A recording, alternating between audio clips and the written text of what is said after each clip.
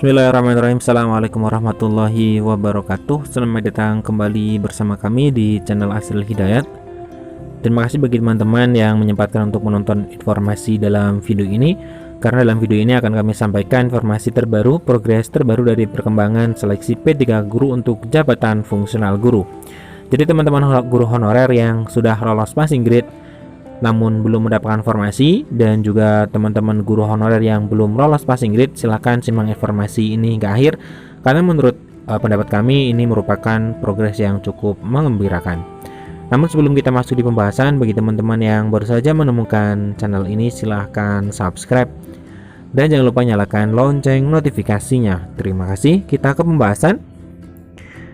Jadi dalam video ini kami akan sampaikan informasi dari Bapak Dirjen GTK ya, Bapak Iwan Syahrir, mengenai pelaksanaan P3K guru di tahun 2022 yang disinyalir akan menjadi sebuah seleksi yang sangat menguntungkan bagi guru honorer yang sudah lolos passing grade dan juga guru-guru honorer di sekolah negeri ya. Kami bacakan. Jadi informasinya ini merupakan informasi dari rapat dengar pendapat terakhir ya, antara Komisi 10 dengan Kemendikbudristek. Nah, pemerintah memutuskan bahwa nantinya di tahun 2022, seleksi tahun 2022 ini merupakan gabungan dari seleksi P3 guru tahap 3 ya. Tahap 3 digabungkan dengan formasi tahun 2022. Nah, data dari Kemendikbudristek bahwa sisa formasi tahun 2021 sebanyak 212.392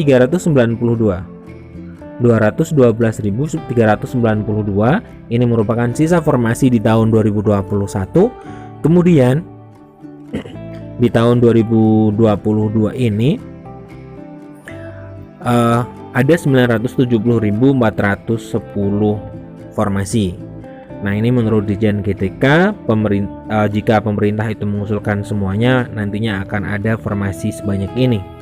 Kemudian jumlah itu adalah dari gabungan sisa tahun 2021 212.392.000 dengan kuota 758.018. Ini adalah kuota di tahun 2022. Jadi 970.410 formasi ini merupakan formasi gabungan dari P3K guru tahun 2022 ditambah dengan sisa tahun 2021, atau kemungkinan itu merupakan sisa ataupun seleksi P3K di tahap yang ketiga ya, tahun 2021. Nah, kemudian dari sisi lain, Kemendikbudristek bersama Panselnas sedang menyiapkan regulasi ya untuk usulan formasi yang akan diajukan oleh pusat. Cara ini diharapkan bisa mempercepat penetapan formasi P3K. Nah, jadi dari Panselnas itu sedang mengusulkan, sedang membuat sebuah kebijakan di mana kebijakan itu akan mempercepat pelaksanaan P3K guru tahun 2022. Jadi nanti kuotanya itu Panselnas yang mengusulkan atau pemerintah pusat yang mengusulkan formasinya, sehingga nanti akan lebih cepat ya proses dari pengusulan. Seperti kita tahu bahwa pemerintah daerah itu mengusulkan sangat sedikit formasi ya, baik itu tahun 2021, kemudian progres di tahun 2022 ternyata masih juga ada pemerintah daerah yang tidak mengajukan formasi. Nah, kemudian jadi pemerintah pusat mengajukan formasi sehingga lebih cepat proses pengangkatannya.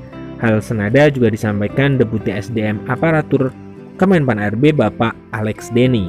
Nah, jadi nanti caranya adalah seperti itu ya, pemerintah pusat langsung mengajukan formasinya. Kemudian menurut Bapak Alex ya dari Kemenpan, formasi 2022 yang akan ditetapkan Kemenpan RB sesuai dengan kebutuhan Kemendikbudristek. Artinya ketika Kemendikbudristek mengusulkan berapapun ya, itu akan langsung bisa diterima oleh Kemenpan RB. Artinya berapapun usulan Pemda yang akan ditetapkan dengan melihat kebutuhan Kemendikbudristek dan anggaran yang disiapkan oleh Kementerian Keuangan. Alex mencontohkan, jika usulan Pemda minim tapi usulan kebutuhan Kemendikbudristek maksimal, jadi misalkan Pemdanya minim tetapi Kemendikbudristek maksimal, maka Kemenpan RB akan menetapkan formasi sesuai dengan kebutuhan Kemendikbudristek. Contohnya, kalau Kemendikbudristek butuh 100 yang diusulkan Pemda hanya 10, kami akan tetapkan 100 sebab dananya sudah ada. Nah, ini menurut kami sebuah informasi yang cukup visioner ya dari Kemendikbudristek dan juga Panselnas.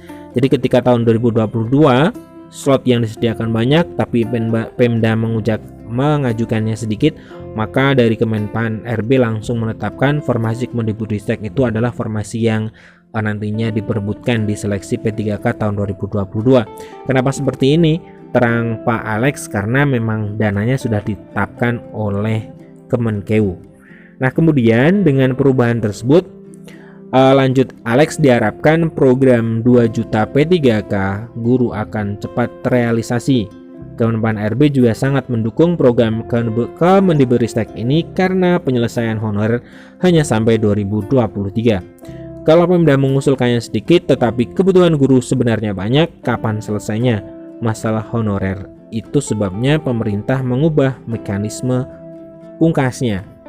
Nah, ini adalah informasi terbaru dari Kemendikbudristek, di mana nanti Panselnas akan mengubah pengusulan formasinya, sehingga nanti pengusulan itu langsung dilakukan oleh Kemendikbudristek, itu yang akan diterima oleh Panselnas sebagai formasi yang nantinya diperebutkan di tahun 2022. Tentunya ini hal yang cukup menggembirakan bagi teman-teman guru honorer yang belum lolos passing grade ataupun yang sudah lolos PG tapi tidak mendapatkan formasi.